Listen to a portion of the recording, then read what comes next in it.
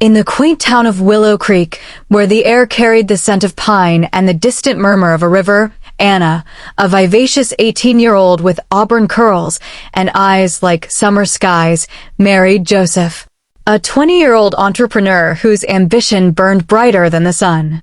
Their wedding was a celebration of simplicity and sincerity, held in the town's old stone chapel, where wildflowers spilled from baskets and neighbors clapped to the rhythm of a fiddler tune.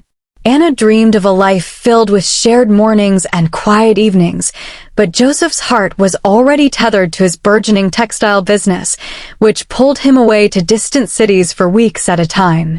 Anna, though lonely in their cozy, ivy-clad cottage, held fast to her love, writing letters to Joseph that she tucked into a suitcase, hoping her words would keep him close in spirit. 2 years into their marriage, as spring painted Willow Creek in hues of green, Anna discovered she was pregnant.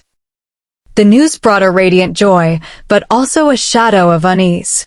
Joseph's absences grew longer, his business expanding across state lines, and Anna longed for him to stay by her side, especially now. She spent her days tending a small garden, whispering to her unborn child about the father who would soon hold them. As her pregnancy progressed, an inexplicable dread settled in her heart, a premonition she couldn't shake. One crisp October morning, with leaves falling like golden confetti, Anna stood in their kitchen, her hands resting on her swollen belly, and pleaded with Joseph as he packed for another trip to secure a deal in a far-off city. "Joseph, please," she said, her voice trembling, "don't go this time.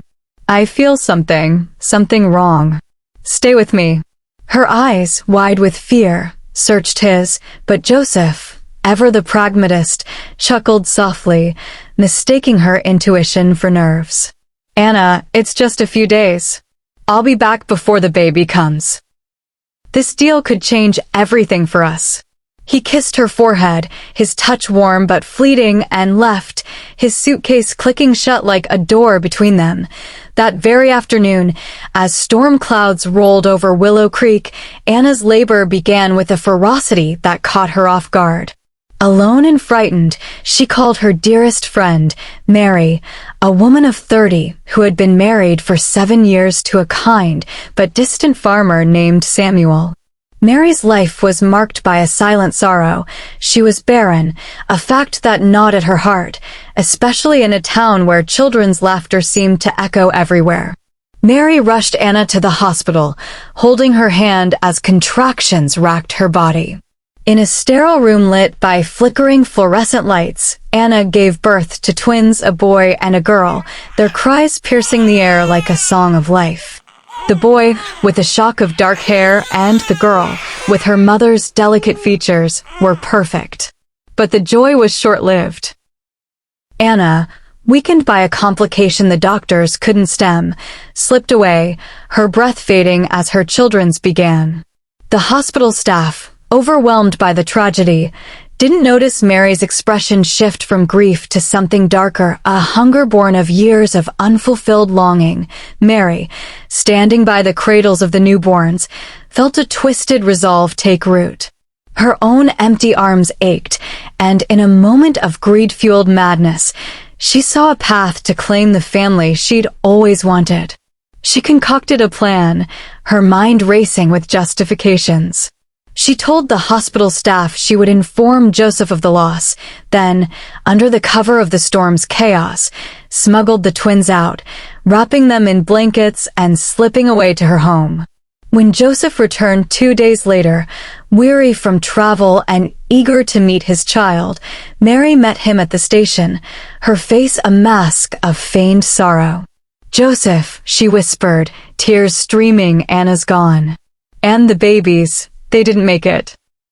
The lie landed like a sledgehammer. Joseph staggered, his world collapsing. He returned to their cottage, where Anna's garden now wilted, and wept until his voice gave out. The man who once dreamed of empires now saw only ashes. He vowed never to marry again, his heart buried with Anna and the children he believed he'd lost. Mary, meanwhile, fled with the twins to a neighboring town called Eldergrove, far enough to avoid suspicion, but close enough to feel familiar. She told Samuel she'd adopted orphans, a story he accepted without question, his own grief softened by the sudden presence of children. They named the girl Lily, for her delicate beauty, and the boy Thomas, for his quiet strength. Mary raised them as her own, pouring love into them even as guilt festered in her soul. She watched Lily grow into a spirited young woman with a gift for painting, her canvases capturing the soul of Eldergrove's landscapes, while Thomas, thoughtful and kind, pursued teaching, his patience a balm to his students. The twins, unaware of their stolen origins, called Mary Mother, and she clung to the title, though it burned her conscience. For 20 years, Joseph lived in a haze of grief. His business thrived, but it was a hollow victory. He avoided Willow Creek's social gatherings, his laughter replaced by silence. The cottage, once alive with Anna's warmth, became a shrine to his loss, her shawl still draped over a chair, her letters untouched in a drawer. He aged beyond his 42 years, his eyes carrying a permanent shadow. But fate, ever unpredictable, had other plans. In the autumn of the twins' 20th year, Joseph traveled to Eldergrove for a trade fair, hoping to expand his textile contracts. At the town square, amidst stalls of cider and crafts, he stumbled upon Lily's art booth. Her paintings, vibrant with life, stopped him in his tracks, but it was her face that stole his breath. Her auburn curls, her sky-blue eyes, they were Anna's reborn. Lily, now 22, smiled warmly as he approached, and they spoke of art, of life, of the beauty in small things. Joseph, stirred by a feeling he thought long dead, returned to the fair daily, drawn to her light. Over weeks, their conversations deepened, and Lily, charmed by his quiet kindness and the stories of his travels, felt a connection she couldn't explain. Joseph, believing fate had offered him redemption, began to dream of a future with her. He vowed to marry her, unaware that Lily was his daughter, the child he'd mourned for 2 decades. As Joseph's intentions grew serious, Mary's world began to unravel. At night, she woke to whispers in the dark, Anna's voice soft but insistent. "Tell him, Mary. Give me back my children." Shadows flickered in her home, and Anna's face appeared in mirrors, her eyes pleading yet firm. Mary tried to dismiss the visions as guilt-induced dreams, but they grew relentless. One night, Anna's spirit stood at the foot of her bed, her presence both sorrowful and commanding. "You stole my life, Mary. Make it right." Terrified and broken, Mary could no longer bear the weight of her deception. On a stormy evening, as thunder shook Eldergrove, Mary drove to Willow Creek, her hands trembling on the wheel. She found Joseph in his cottage, now graying, but still the man Anna had loved. Sobbing, she confessed everything, how she'd taken the twins, lied about their deaths, and raised them as her own. Joseph's face drained of color, his hands shaking as he processed the truth. "They're alive," he whispered, tears mingling with rage. "Lily, Thomas, my children." Mary nodded, her voice choked with shame, and gave him their address. Joseph demanded to see them, his heart torn between fury and a desperate hope. The reunion was a storm of emotions. Joseph arrived at Mary's home, where Lily and Thomas, now adults, sat in stunned silence as Mary revealed the truth. Lily's paint-stained hands trembled, and Thomas's steady gaze faltered as they learned their lives were built on a lie. They looked at Joseph, seeing their own features in his face, Lily's eyes, Thomas's jaw, and felt a mix of anger and longing. Mary, weeping, begged for forgiveness, but the twins struggled to reconcile the woman who'd raised them with a thief who'd stolen their past. Samuel, learning of his wife's betrayal, stood silent, his own trust shattered.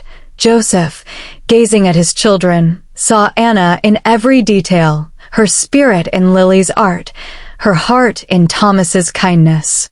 He wept, not for the years lost, but for the chance to know them now. The twins, hesitant at first, began visiting Joseph in Willow Creek.